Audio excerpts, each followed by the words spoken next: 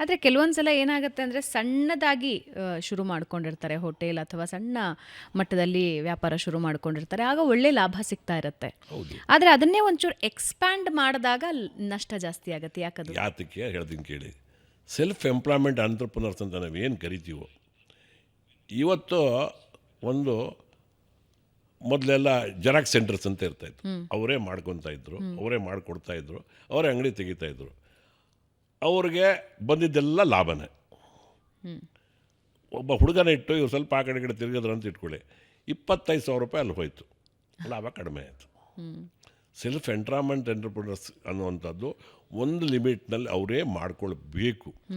Next ಉದ್ಯಮನ ಬೆಳೆಸಿದ ಮೇಲೆ budget ಹಾಕ್ಕೊಂಡು ಸ್ಟಾಫ್ ಮೇಲೆ ಡಿಪೆಂಡ್ ಆದರೆ, ಯಾವತ್ತು ನೋಡಿ, ನಾನು ನನ್ನ ಸಂಸ್ಥೆ ನಾನು ಮಾಡೋದಕ್ಕೂ ನಾವು ಸ್ಟಾಫ್ ಮುಖಾಂತರ ಮಾಡಿಸೋದಕ್ಕೆ ತುಂಬ ವ್ಯತ್ಯಾಸ ಬರ್ತದೆ.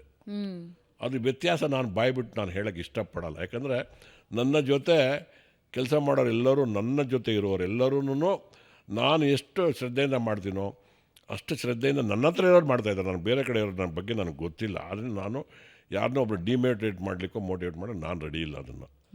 ಆದ್ದರಿಂದ ನನ್ನ ಜೊತೆ ಇರುವ ನನ್ನ ಎಲ್ಲ ಸಹೋದ್ಯೋಗಿಗಳು ಅಷ್ಟೇ ನಿಖರವಾಗಿ, ಅಷ್ಟೇ ಶ್ರದ್ಧೆಯಿಂದ, ಅಷ್ಟೇ ಪ್ರೀತಿಯಿಂದ ಮಾಡೋದ್ರಿಂದ ನಾನಿವತ್ತು ಆ 3 ಸ್ಲೋಗನ್ನ ಉಳಿಸ್ಕೊಳ್ಳಿಕ್ಕೆ ಸಾಧ್ಯವಾಗಿದೆ. That is my experience.